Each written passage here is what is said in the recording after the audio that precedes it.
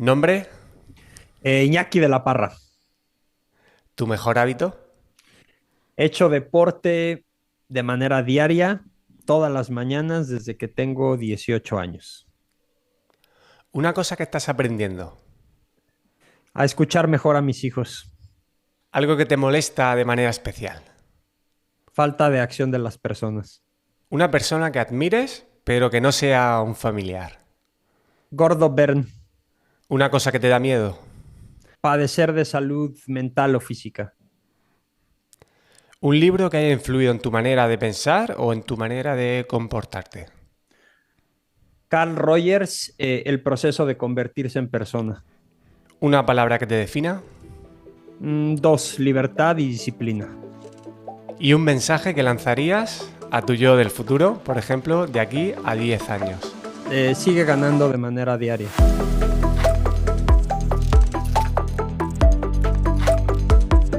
Hola, soy José Luis Serrano y te doy la bienvenida al podcast de EduHacking. Hay una frase que resume en buena parte de la conversación de este episodio. La vida no te pide que brilles, te pide que permanezcas. En este episodio hablo con Iñaki de la Parra, ex atleta de élite y hoy entrenador y asesor de empresas también. Desde su cuenta en su perfil en Substack y su podcast junto a Alan Cousen, viene articulando una filosofía sistémica con dimensión fisiológica, psicológica, tecnológica y también ética. Hablamos en la entrevista de cómo usar el entrenamiento de resistencia especialmente como una especie de laboratorio para diseñar una vida sostenible. No es un podcast de entrenamiento, es una conversación sobre sistemas humanos complejos, sobre capacidad, energía, cultura, relaciones y cómo sostener procesos coherentes en contextos de alta exigencia.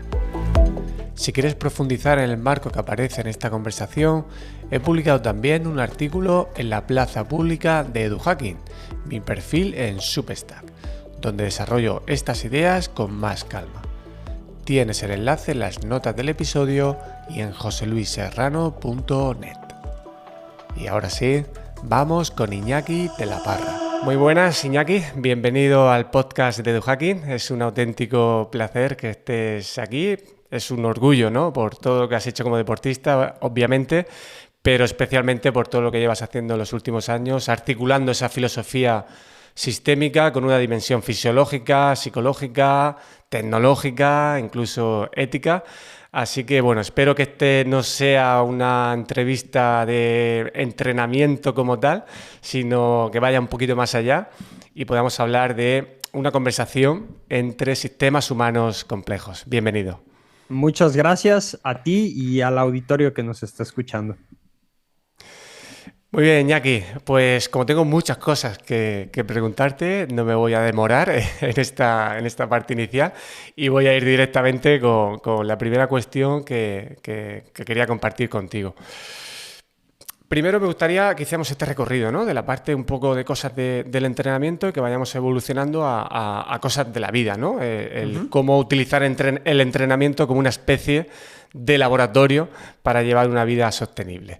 Como primer punto, viendo un poco la parte más problemática que podríamos tener en deportistas de resistencia especialmente, ¿qué significaría esta idea de que podemos estar en forma, pero a la vez estar roto metabólicamente? ¿Eso qué significa?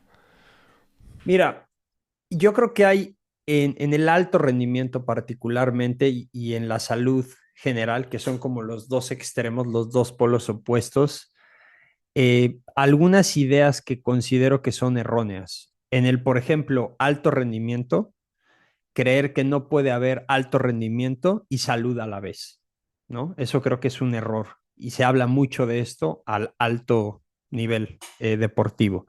Y a su vez, en la población general, digamos, se habla de que hay que hacer mucho deporte para ser saludable y que no, uno no tiene tiempo, ¿no? Y se confunde deporte con movimiento. Entonces, yo creo que ambos tienen cosas un poco reales, pero a su vez conceptos que se empiezan a enredar entre sí mismos y los llevan a polarización, ¿no?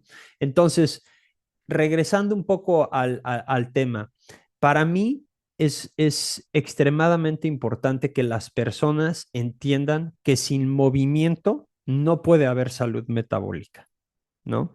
Y que en ambos escenarios, en la población general y en el alto rendimiento, te puedes encontrar con problemas metabólicos. Uno no significa que esté exento, particularmente siendo un atleta de alto rendimiento, de problemas cardiometabólicos, ¿no?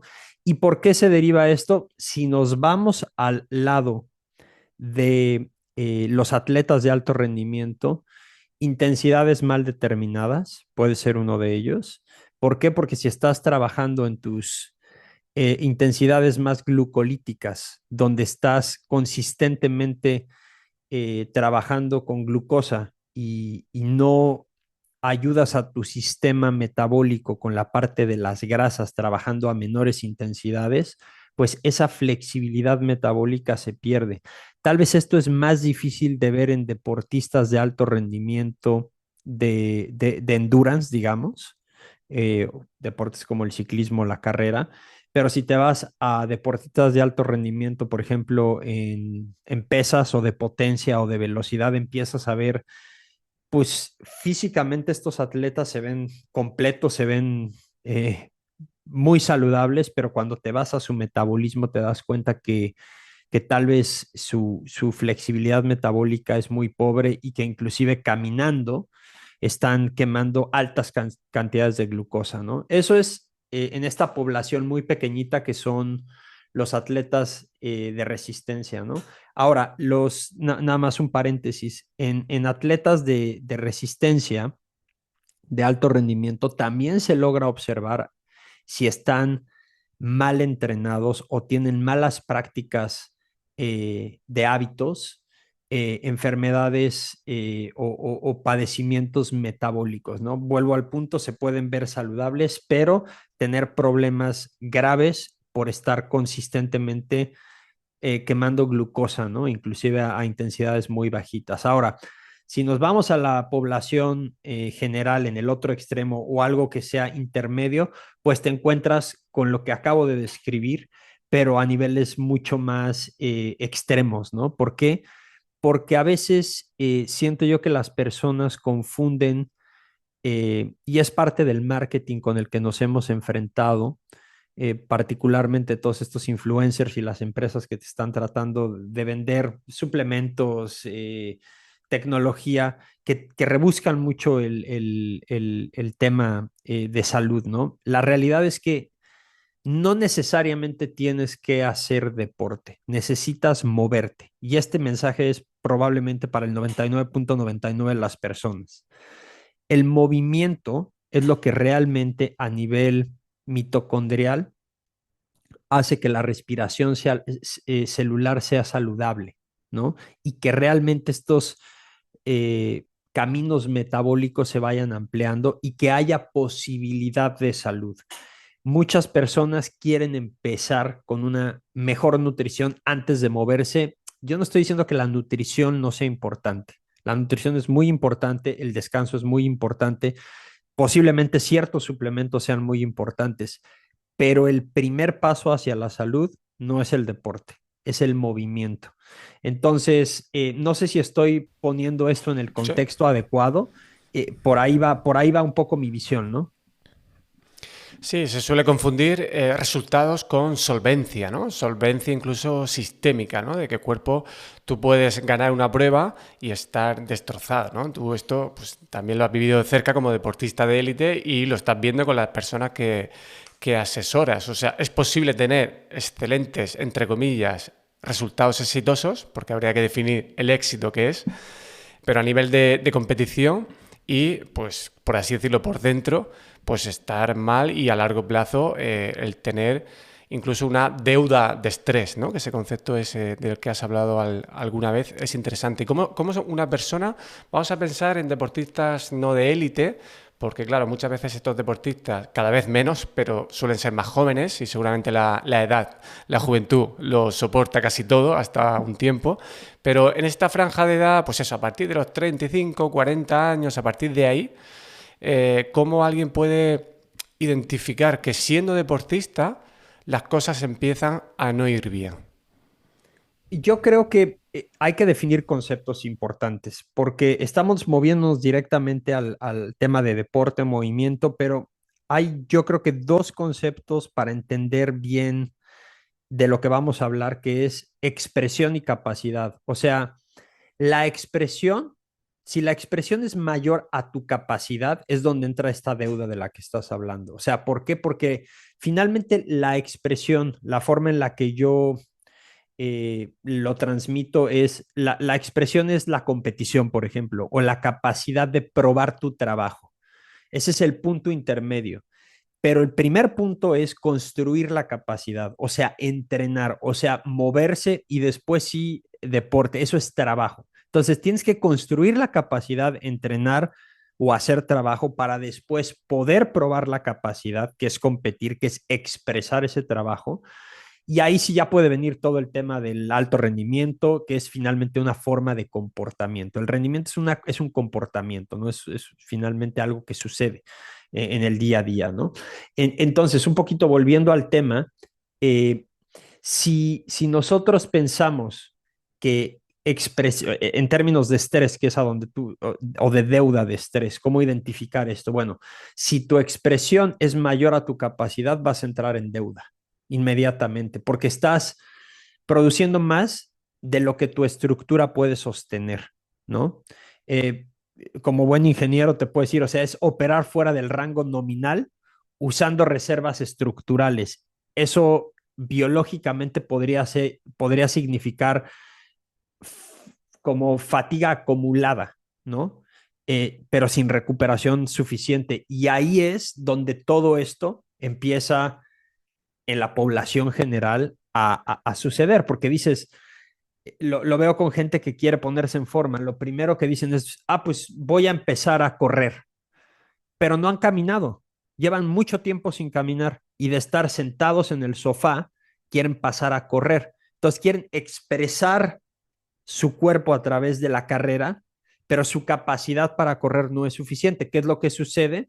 Pues entras en una deuda y cómo se representa esa deuda precisamente con una lesión, ¿no? O con una maladaptación energética, donde vas a estar consistentemente quemando glucosa porque no eres eficiente, vas seguramente más rápido de lo que debes de ir. ¿Por qué? Porque quieres expresar eso, pero tu capacidad todavía no es adecuada, ¿no? Entonces, la deuda, llámale deuda a lo que quieras llamarle deuda, lesión, sobreentrenamiento, es cuando no estás restaurando la energía, cuando reduces la entropía del sistema o cuando finalmente no has ampliado la capacidad. Entonces es muy importante empezar por la capacidad y el problema es que para aumentar la capacidad normalmente hay un choque fuerte entre lo que tú quieres hacer, que es la expresión, que es la competencia, que es hacer más, es la expectativa, o sea, es hacer más de lo que realmente puedes y entra el ego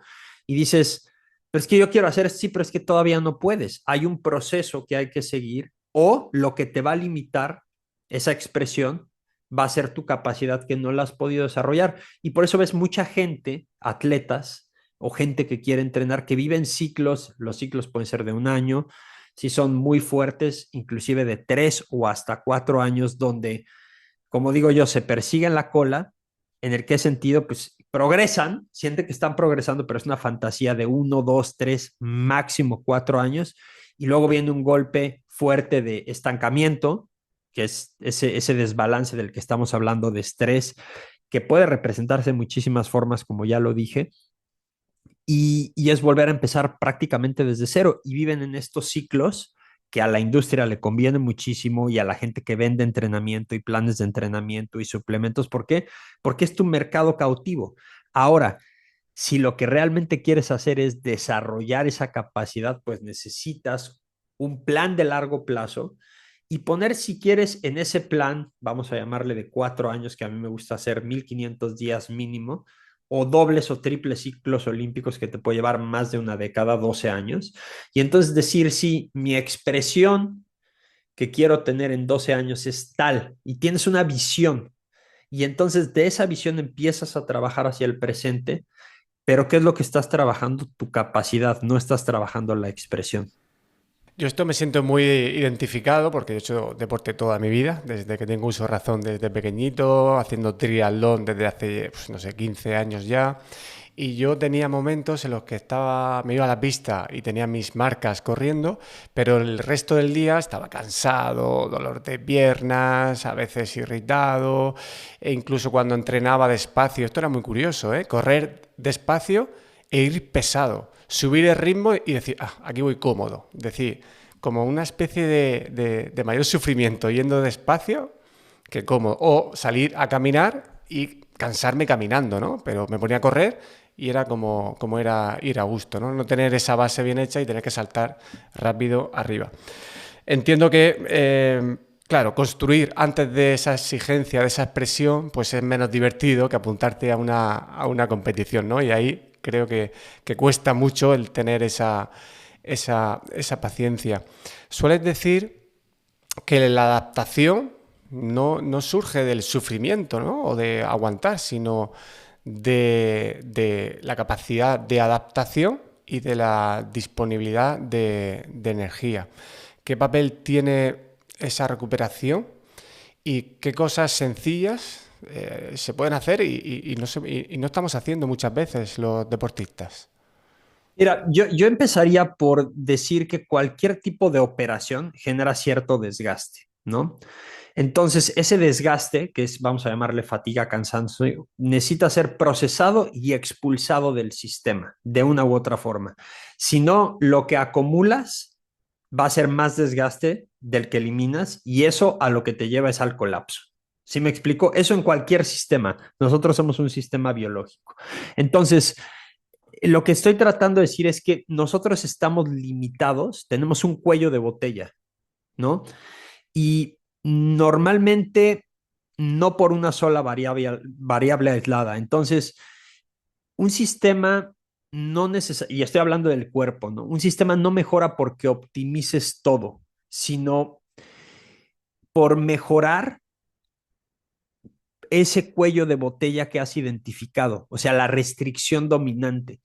Si no, el rendimiento total siempre va a estar determinado por el elemento más limitante en ese momento, que es el cuello de botella. Entonces terminas optimizando lo que ya funciona o algo que es totalmente irrelevante, que es precisamente de lo que estábamos hablando, ¿no?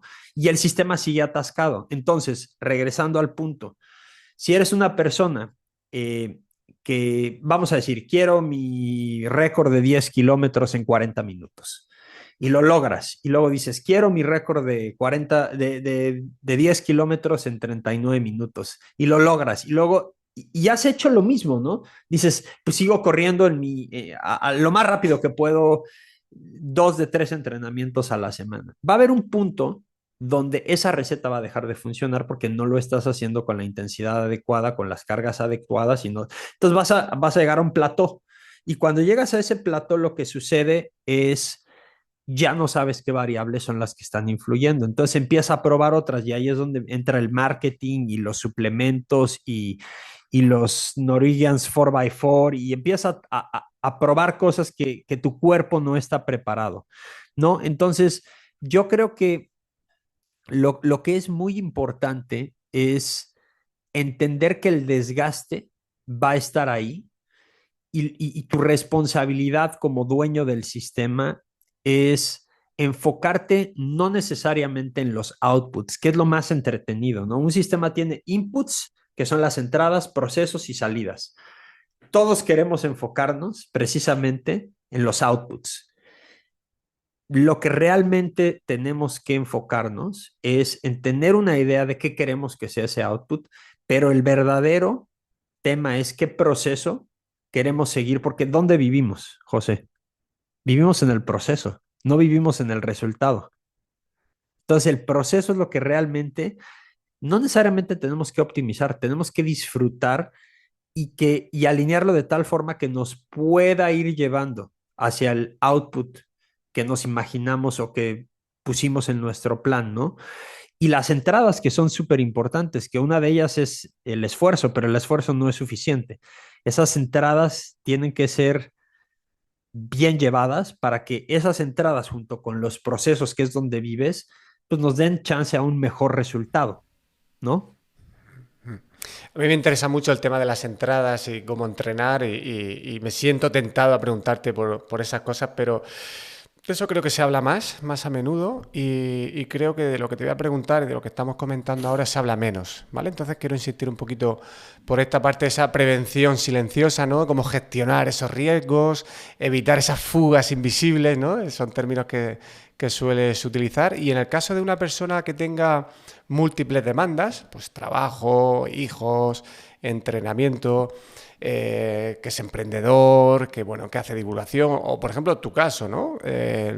O las personas que asesoras o que estás entrenando, ¿cuáles son con ejemplos directos, cuáles son esas fugas de energía que tú ves como continuamente decir, a ver, déjate de la HRV y estas cosas y tal, que está muy bien, y corrige eso, vía negativa de Taleb, ¿no? O sea, eliminando lo negativo, mejoramos más que optimizando las cosas nuevas, ¿no?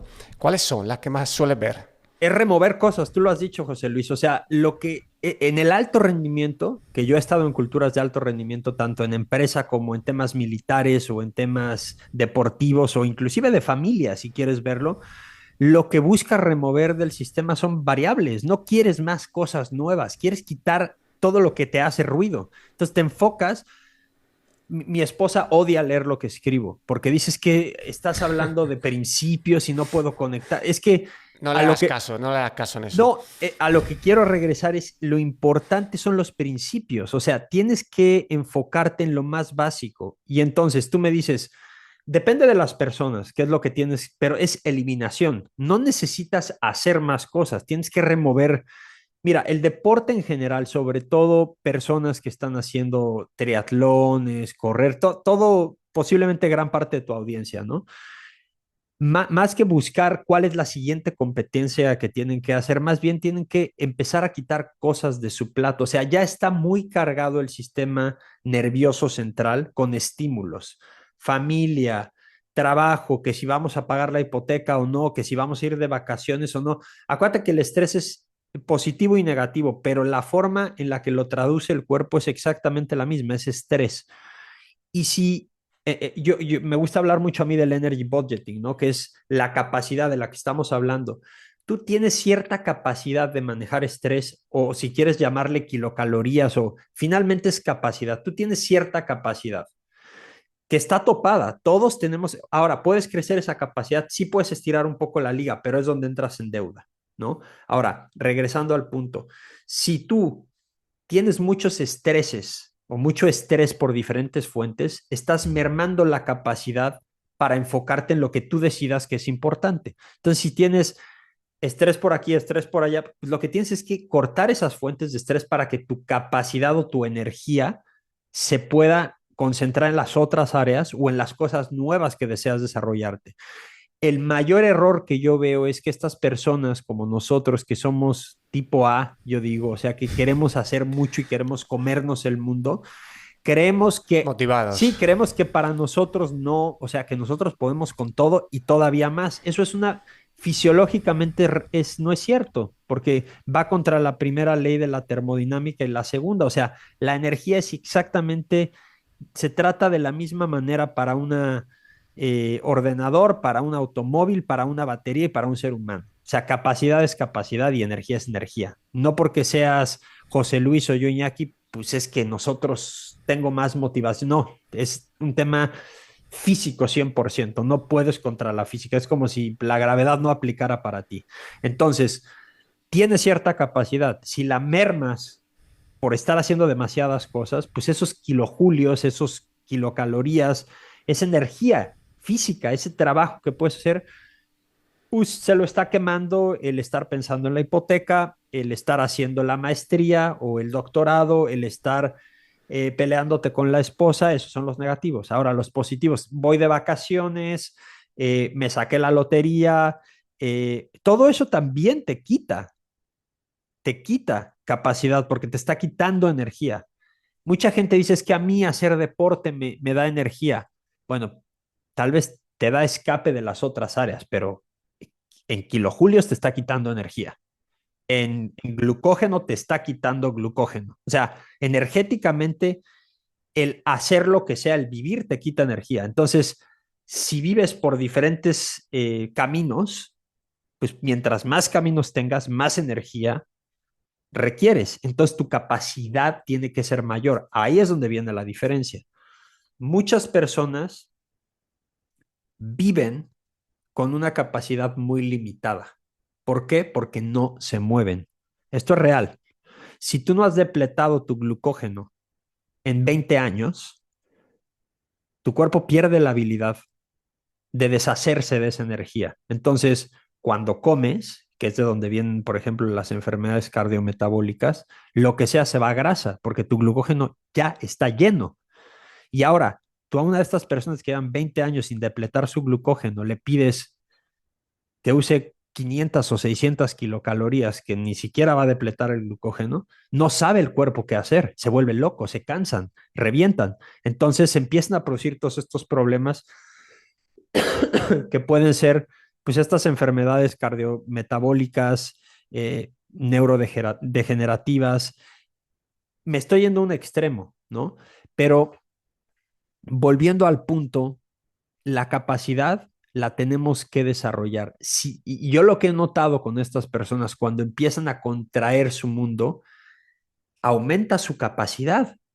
Y cuando aumenta su capacidad, tienen más tiempo de estirar un poco más la liga y producir mejores adaptaciones. Entonces, si por ejemplo tienes una capacidad para hacer 20,000 kilojulios de trabajo, cuando ya limitaste esto, pues de repente expandes la liga a 25,000 la semana siguiente y la que le sigue a 30,000 y después metes 2 semanas de recuperación y eso hace que tu batería se vaya agrandando y achicando y que pueda regular energéticamente lo que también puedes tú manejar de estrés en la vida. Una persona que es con alta capacidad energética, te estoy hablando de atletas de élite, tiene una alta capacidad de resiliencia en todas las otras áreas de su vida. ¿Por qué? Porque han tenido la capacidad de desarrollar energéticamente eso. Eso es una realidad, ¿no? Entonces, creo que el energy budgeting, entender realmente que tenemos ciertos límites y que cuando nos pasamos de esos límites, lo que termina pasando es que le pedimos a otras áreas, entramos en deuda y está bien, si pagamos la deuda no pasa nada, el problema es cuando no la pagamos y tratamos de creer que, pues es que como soy yo o como eres tú, pues no pasa nada y vamos a poder seguir estirando la liga. No, la liga se rompe, ¿no? Te pasa la factura sí o sí. Y con intereses. Y es, yo creo, el no entender que todo va a la misma cuenta, ¿no? La carga cognitiva que tú y yo estamos teniendo ahora en esta entrevista, pues se va a ir sumando a los entrenamientos que tú y yo hemos hecho esta mañana, ¿no? Que, bueno, la parte de movimiento va por un lado, la parte mental va por otro, y puedo meterle caña a las dos cosas a la vez, que bueno, como son cosas distintas, ¿no? El cuerpo al final va utilizando, ¿no? Entiendo, de la misma cuenta corriente, por así decirlo, energética, va gastando en proporción a cómo te tomes el trabajo o el tipo de entrenamiento que hagas. Una de esas cosas que nos afecta, me gustó mucho uno de tus artículos en Substack sobre las expectativas, que eran vistas como estresores fisiológicos, ¿vale? ¿Qué nos puedes contar del tema de expectativas? Que yo creo que a veces no se habla suficiente y en ese artículo me gustó porque tocaste ahí un montón de cosas súper interesantes, ambición, dependencia, si estamos huyendo un poco de cosas cuando buscamos retos deportivos. ¿Qué nos puedes contar de cómo las expectativas nos estresan fisiológicamente? Mira, si lo viéramos así, las expectativas son modelos predictivos que nosotros nos hacemos, ¿no? O sea, el cerebro, acuérdate que está en ese momento cuando estás con las expectativas, no reaccionando al presente, no estás aquí ahora, ¿no? Estás tratando de anticipar el futuro. Entonces, lo que yo he visto es que si tus expectativas están alineadas con tu capacidad, que es de lo que estábamos hablando, generas enfoque. El problema es cuando empiezas a divagar. Y si estas están, vamos a decir, infladas respecto a tu capacidad, generan esta fricción interna y este desgaste y esta ansiedad o sea, esta expectativa mal calibrada, pues es un gasto finalmente energético muy ineficiente o muy innecesario, depende cómo lo quieras ver, ¿no? Eh, y yo creo que aquí viene una polémica, tal vez algunos no van a estar de acuerdo conmigo, pero no me importa, pero en alto rendimiento el problema no es querer mucho, no es la ambición, ¿no? Yo creo que ahí en los ambientes de alto rendimiento, cuando empiezan a colapsar, es porque empiezas a exigir más expresión de lo que el sistema ha construido. Y esto lo ves precisamente en empresas o en equipos, ¿no? Donde la expectativa debe de estar en función a la capacidad real, no a la identidad aspiracional de cómo te imaginas que vas a ser. Entonces, si tú quieres llegar a ser medalla de oro en Juegos Olímpicos, tiene que haber una base real para que estés pensando eso. Y en base a eso, decir, bueno, ¿cuántos ciclos tengo que intentarlo? Porque digo, medalla de oro olímpica va a haber una, ¿no? Un campeón mundial. O sea, y los resultados dependen de ti, sí, pero no puedes controlar todos los factores. Y, o sea, no quiero desviarme demasiado, pero para mí hay una, vamos a decir, una ecuación que de hecho la aprendí de un buen amigo, otro entrenador de Estados Unidos, Justin Deere, que recomiendo mucho Substack.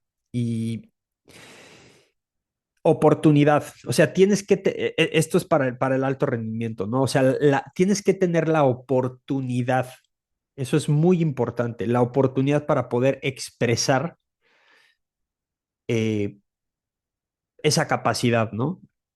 Tienes que poder ejecutarla. ¿Qué es la ejecución? Pues realmente hacerla. Y tienes que haberte preparado. Si esas tres cosas suceden, vas a poder tener alto rendimiento o rendimiento, que el rendimiento finalmente es una, como dije,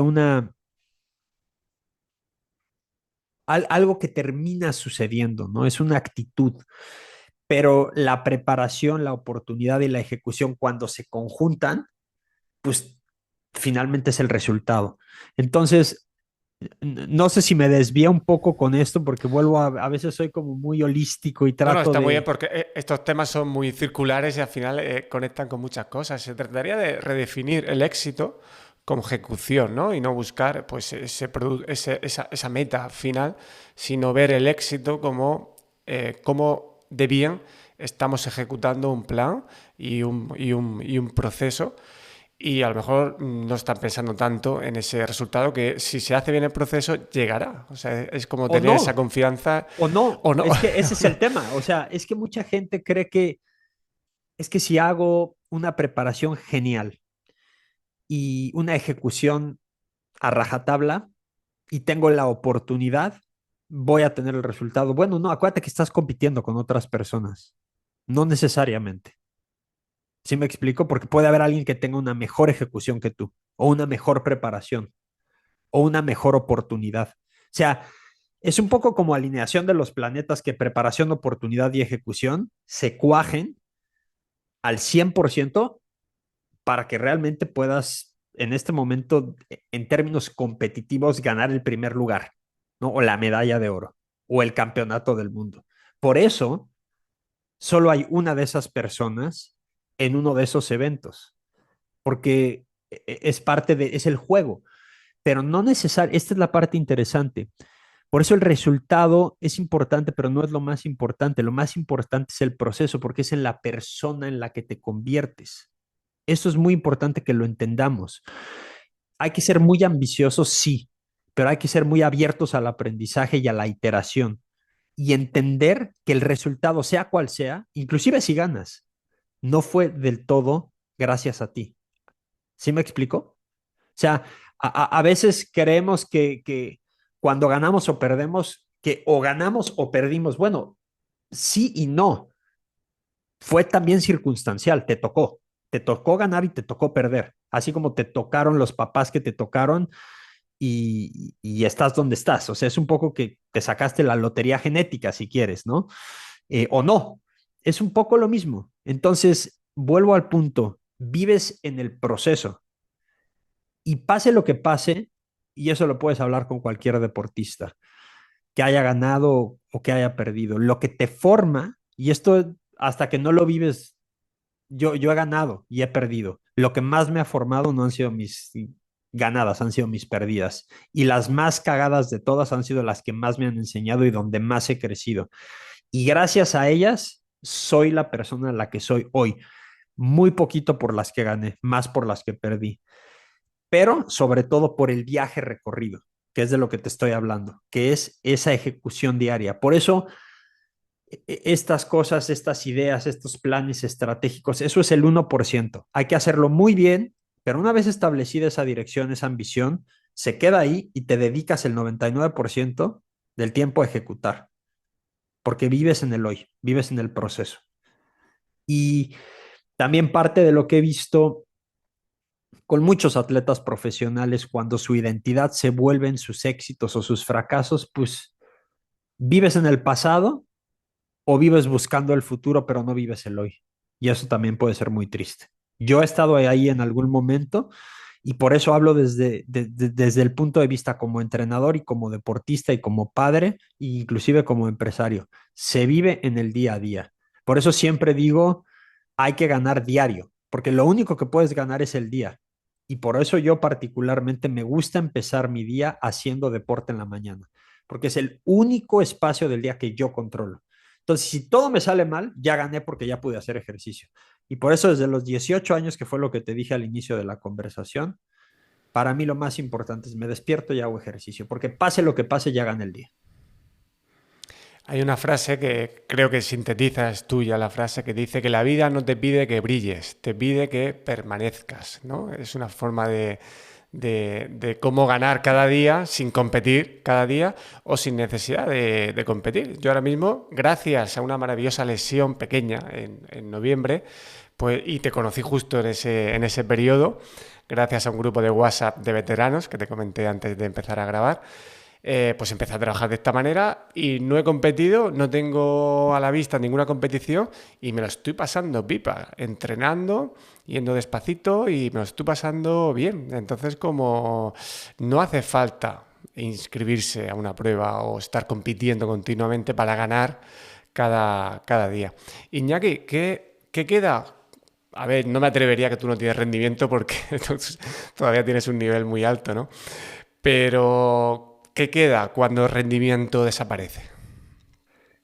Yo creo que lo que queda es el proceso, porque yo me considero una persona que vive en el proceso. Por eso mis hijos siempre se ríen de mí porque siempre les digo, go win, o sea, ve y gana. Y hasta mi mujer a veces se enoja, es que les digo, es que tienen que seguir ganando. Ustedes ganan haciendo lo que quieren, haciendo lo que les gusta, controlando las variables que pueden controlar. Entonces, yo desde esa psicología, vamos a decir, del alto rendimiento, pues mis expectativas son modelos predictivos muy simples, ¿no? O sea, yo quiero eh, dormir bien, quiero estar cerca de la naturaleza, quiero poder ayudar a otras personas. Eh, Mi identidad, pues soy un hombre de familia y después todo lo demás. Soy un deportista que depende mayormente de mi actividad diaria. Entonces, mi disciplina versus mi dependencia, pues es es muy chiquita, porque como te dije, uno de mis principales características es la libertad, ¿no? Yo creo que la disciplina expande la libertad y la dependencia reduce el margen. Entonces yo vivo pues en esas dos cosas, en la disciplina expandiendo la libertad. Entonces, para mí el rendimiento vive ahí, ¿no? En la libertad, en la disciplina, en elegir. en enfocarme en lo que puedo controlar, en lo que puedo decidir, y en ayudar a las personas. Y afortunadamente eso no es ganar un campeonato del mundo ni ganar una medalla de oro olímpica. Y me encanta ser parte de esas ambiciones, ¿no? Pero mis ambiciones ahora son mucho más, no sé si decir banales o fáciles. Entonces, también mi grado de felicidad es mayor a cuando perseguía en su momento ser el Ironman más rápido de México, o ganar estas competencias o las otras, o romper récords. Sigo siendo, como dijiste, competitivo y me gusta hacer Ironman, sí, pero voy a hacer mi mejor esfuerzo y si son abajo de 9 horas, muy bien, y si no puedo terminar porque se me revienta la bicicleta, pues también, porque lo que más disfruto de todo es entrenar diario y voy a seguir haciendo eso aunque no compita. Yo, mira, hace 10 años me reuní por primera vez con un entrenador que tuve y fíjate, me preguntó, ¿cuál es tu sueño con el triatlón? Y sin pensarlo le dije, verme con 80 años corriendo.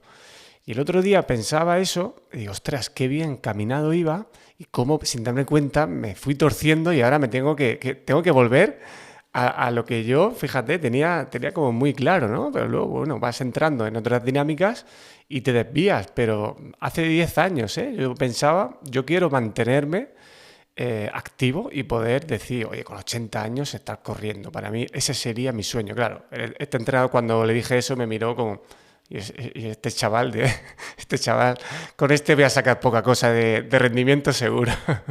No, pero Bueno, José Luis, yo creo que has sí. dado en el clavo, porque este concepto de el mimetic desire, ¿no? De querer lo que otras personas quieren, o tener lo que otras personas tienen, yo creo que es muy humano de cierta forma, ¿no?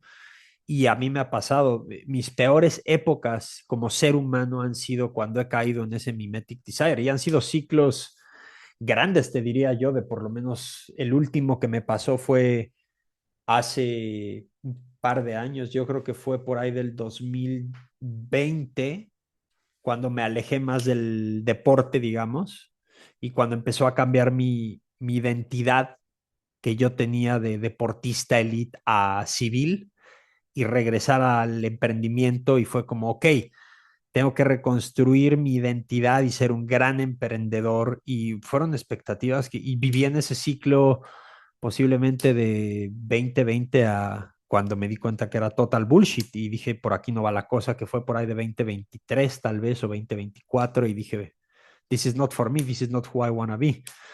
Y ahí fue cuando dije, tengo que ser más consciente, pero estos son ciclos, por eso tenemos que estar muy conscientes de qué queremos.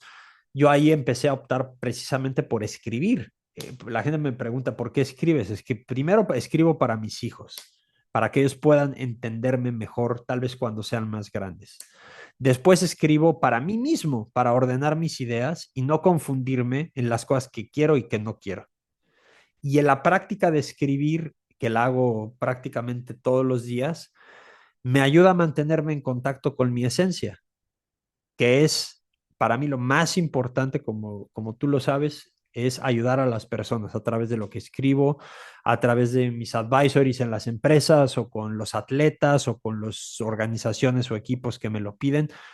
Ese es mi granito de arena para el mundo, independientemente de ser papá y esposo. Y con eso estoy bien.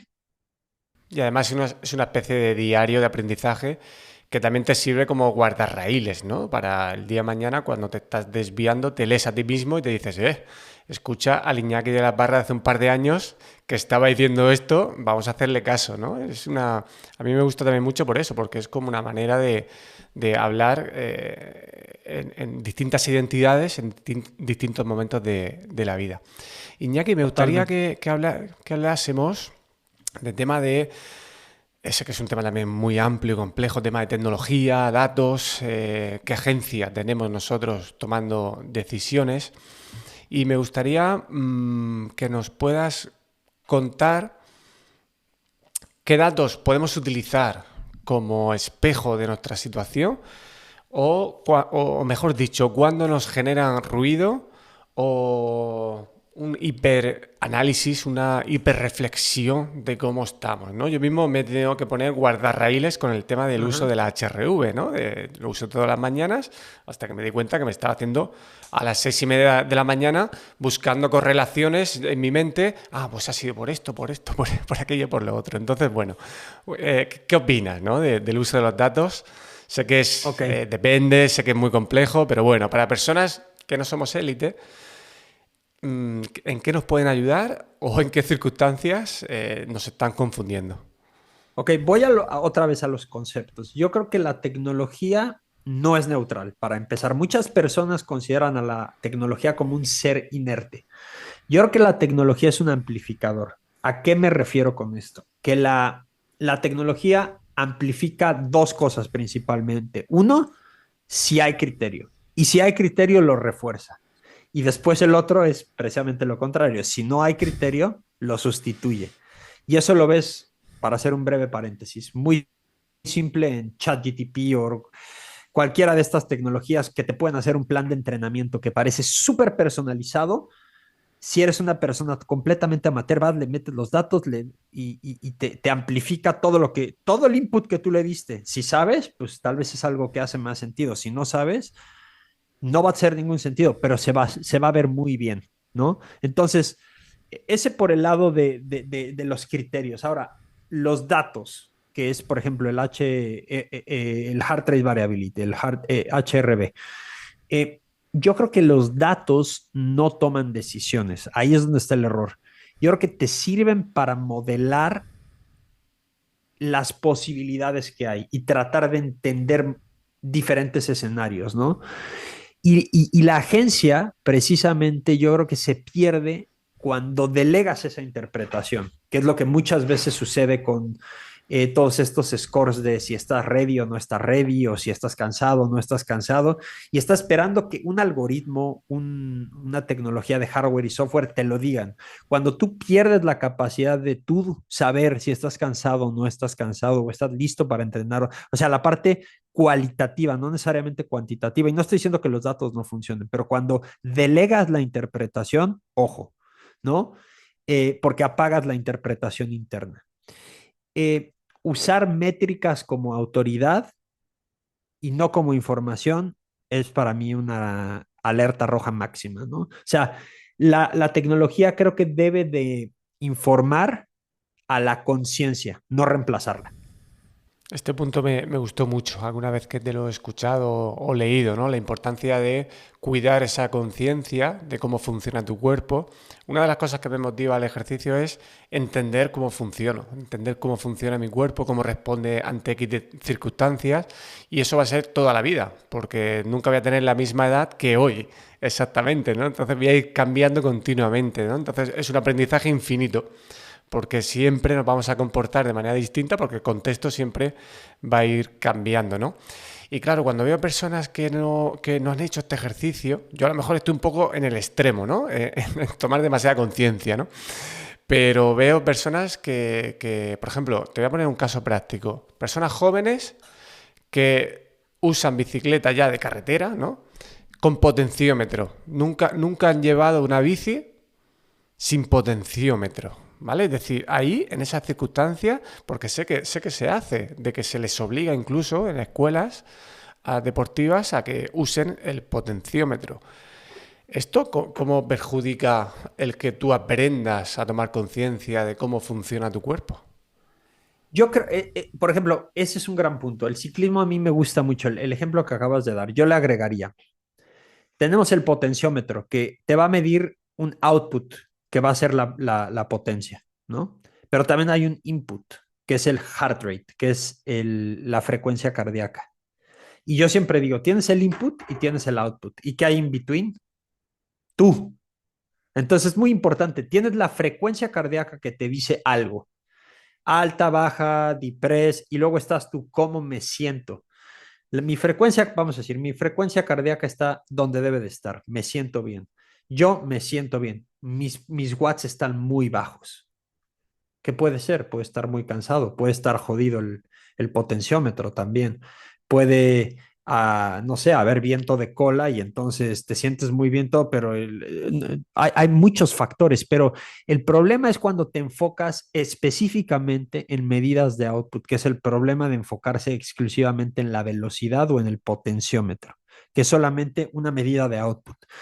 Me gusta a mí mucho trabajar con la frecuencia cardíaca porque es una medida de input y te forza a preguntarte antes del output qué sientes. Cuando tienes frecuencia cardíaca, después estás tú y después está la expresión en forma de velocidad, en forma de potencia, en forma de movimiento, ¿no? Entonces, yo creo que siempre tienes que de manera cualitativa y es la parte más difícil para los principiantes, inclusive para algunos intermedios. ¿Cómo se siente? Cuando tienes a alguien muy experimentado que lleva 20 años haciendo el deporte, como es mi caso, tú me dices, y eso lo hice hoy, te lo dije antes de empezar, hoy hice 4 horas en la bicicleta y tenía que hacer intervalos a 350 watts. O sea, sé que se sienten los intervalos. Obviamente veo el potenciómetro cuando hago mis intervalos a 350 watts o 400 watts, pero sé que se siente y ves que estoy más o menos 5 watts de donde debo de estar. ¿Por qué? Porque tengo muy bien calibrado eso.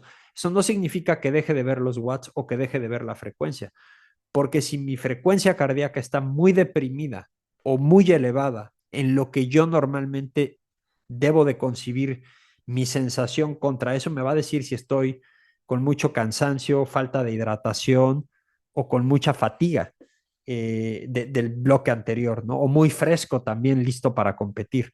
A veces creo que las personas se dejan, vuelvo a lo mismo, influir demasiado por el input o el output y se les olvida que en medio está uno.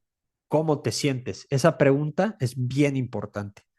Entonces, una de las prácticas que yo tengo con mis atletas es casi todos, si no es que todos, se toman la medición del heart rate variability por las mañanas y luego hay un cuestionario de 10 preguntas cualitativas que tienen que llenar. ¿Cómo dormiste? ¿Cómo estuvo tu nutrición ayer? ¿Para qué? Para que ellos vayan educando su mente, no solamente a lo que les dice una app, sino también a preguntarse cómo se sienten y a responderse. Y que cuando vayan a sus sesiones, porque siempre les digo, preséntense en la sesión a menos que estén enfermos. Y a veces después del calentamiento te sientes a todo dar y puedes seguir adelante. A veces después del calentamiento dices, voy a cubrir todo el volumen, bajita la mano en zona aeróbica, zona uno. Muy bien. Y hay veces que dices, ¿sabes qué? Tengo que abortar la misión porque no es un día. Y hay veces que te sorprendes, empiezas a calentar, te sientes a todo dar y son los mejores intervalos de tu vida. La única forma de ir calibrando esa percepción cualitativa es haciendo ese tipo de práctica, no dejando que si el HRV o algo o esto, seguir ciegamente lo que te digan, porque son tecnologías, son métricas. Las métricas no pueden decidir por ti. Y luego ver tendencias, es decir, un Claro. HRV un El día contexto. baja o subida, esto creo que te lo he leído a ti también, ¿no? La HRV es contexto, básicamente te puede dar esa información, pero buscando esa tendencia. Esto del calentamiento también me lo explicó mi amigo Víctor Salinas, que también hace triatlón y maratón y tal.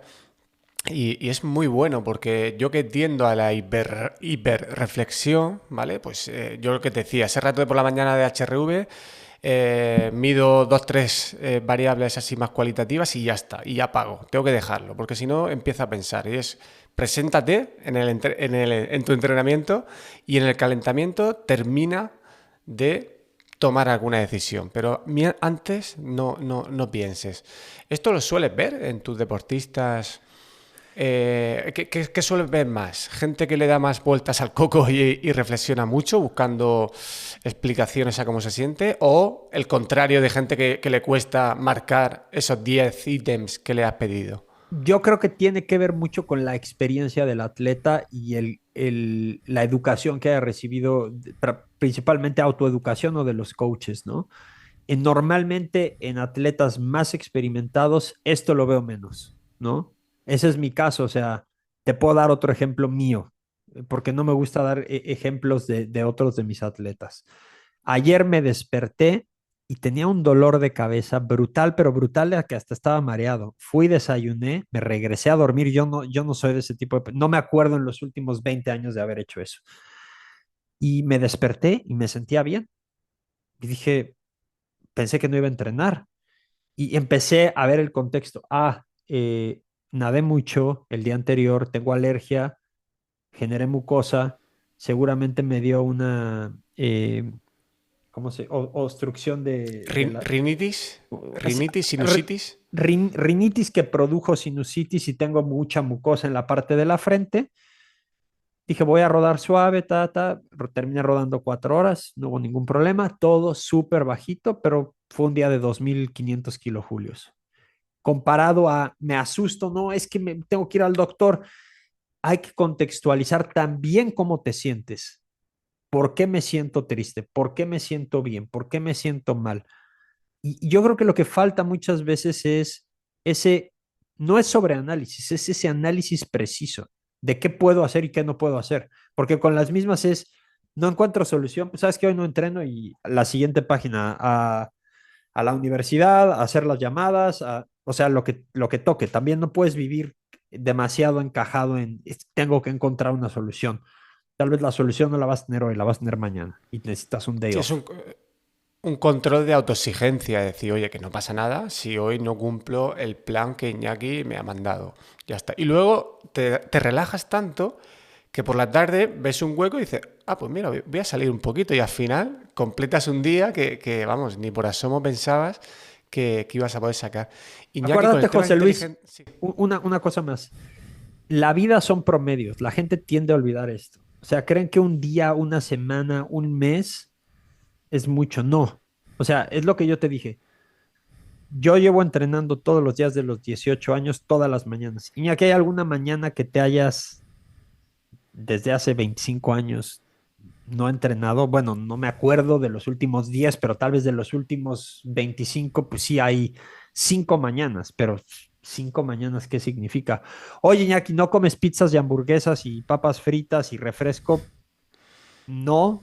Este mes has comido pizzas y hamburguesas, seguramente sí, 1 o 2 veces. Eso importa en el contexto de que hago 6 alimentos al día y uno de mis alimentos haya sido eso en el contexto de pues, si comes 6 veces al día y son 30 días en un mes, son 180 alimentos, que 1 o 2 hayan sido terribles, pues no pasa nada. La gente yo creo que también tiende a olvidarse de la importancia que tiene la consistencia y los average, pero de los average de los últimos 10 años, 5 años, 15 años, 20 años. Las finanzas personales, las relaciones familiares, es exactamente lo mismo. Y tendemos a enfocarnos demasiado en esos periodos y flagelarnos, es que no lo hice y tengo que llevarme mi ensalada en el avión porque es que si no como mi ensalada en el avión voy a morir. No pasa nada.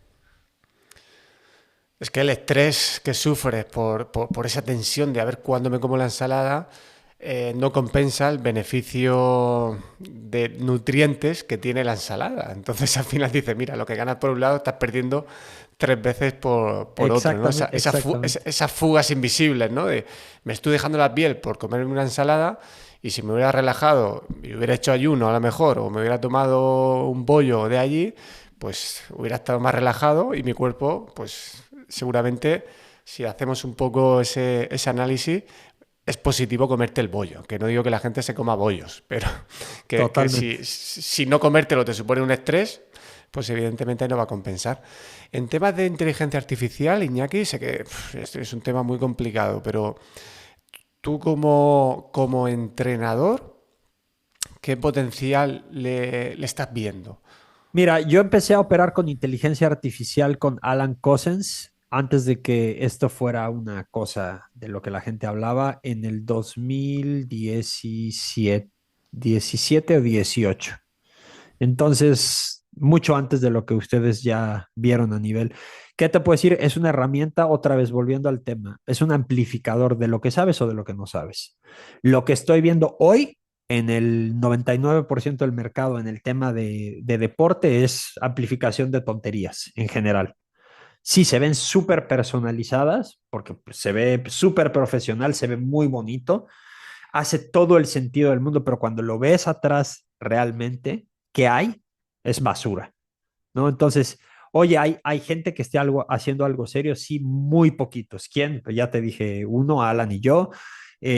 Gabriel de la Matía en Argentina, tipazo. Te recomiendo que lo busques y que además lo entrevistes porque habla español y es un gran tipo. He aprendido mucho de él los últimos 10 15 años. Un gran entrenador de triatlón además y de deporte de resistencia. Un par más en Estados Unidos, en Canadá hay uno, en Suecia tal vez dos que yo conozca y poco más. O sea, todo lo demás son pegostes de cosas que se ven muy bien y para hacer negocio y dinero y a costa de la salud de los atletas, ¿no? Hay algunos ahí en Boulder, en Colorado también, pero en general, en el tema de salud, no he visto cosas muy serias a escala, ¿no? Eso es lo que yo podría decirte. Vuelvo a lo mismo. La IA es un amplificador. Entonces, si tienes un amplificador de alguien que quiera hacerse millonario a través del deporte, pues vas a tener eso, una máquina de hacer dinero.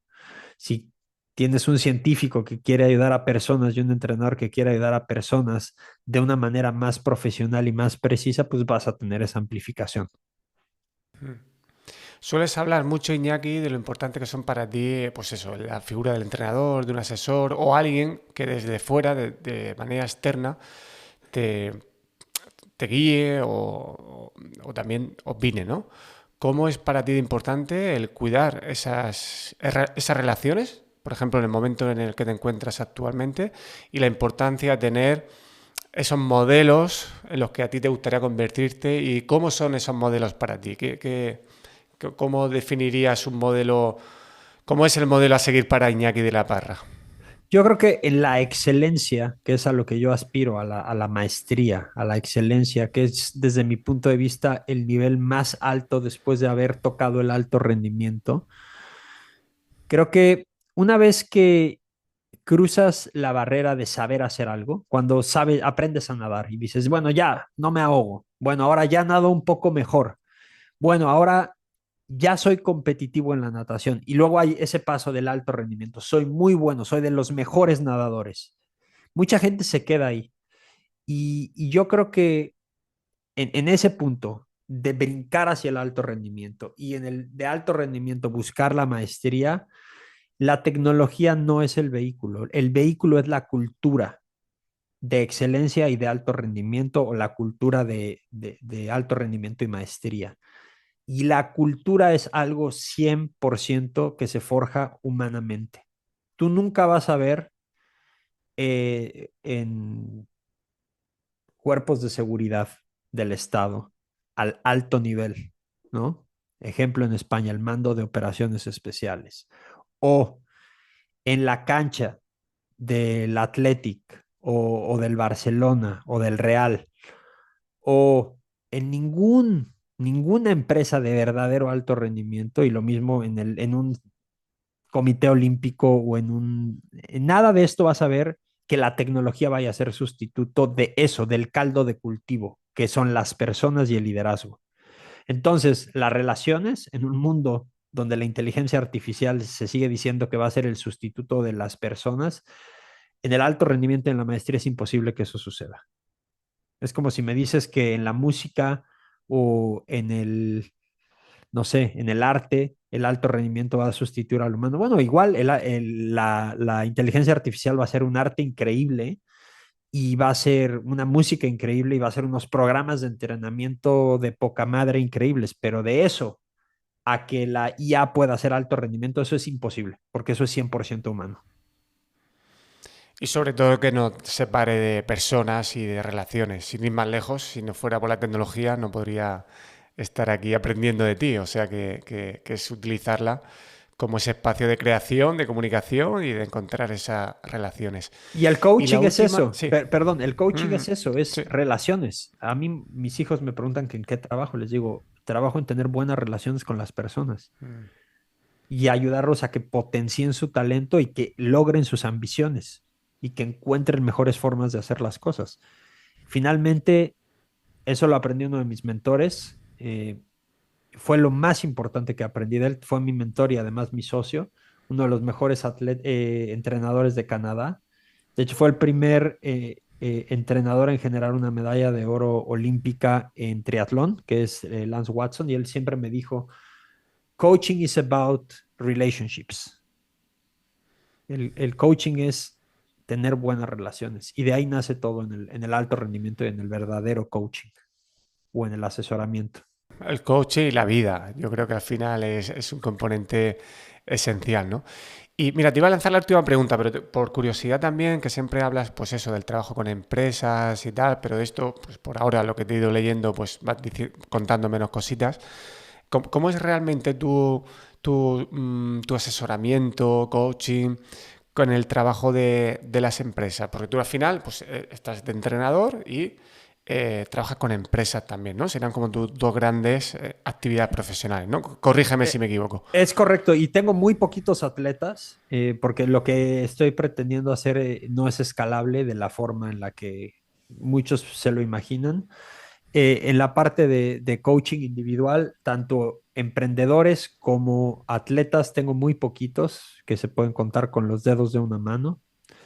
Y en la parte de empresas, actualmente tengo a dos empresas nada más. Una de ellas que está aquí en Polonia y otra que está en Perú.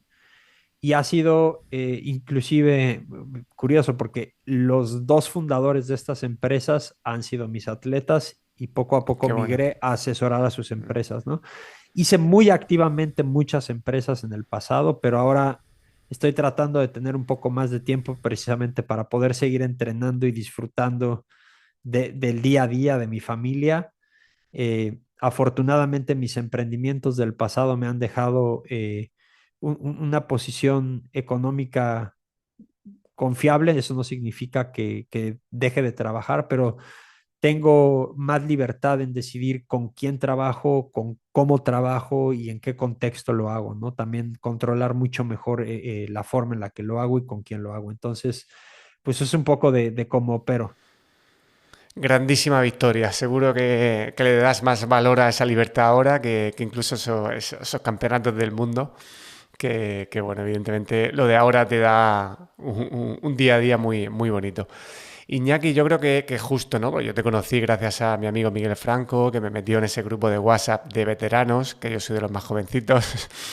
¿Qué mensaje lanzarías para este grupo de personas, veteranos? Pues eso, 50 años, algunos 60, algunos 45, pero más o menos, y que pueda servir un poco como idea central de lo que hemos hablado o de algo que no hayamos hablado incluso, que a ti te apetezca decir, oye, mira, si tuvieran que quedarse con 1 o 2 minutos de esta charla, que sea esto.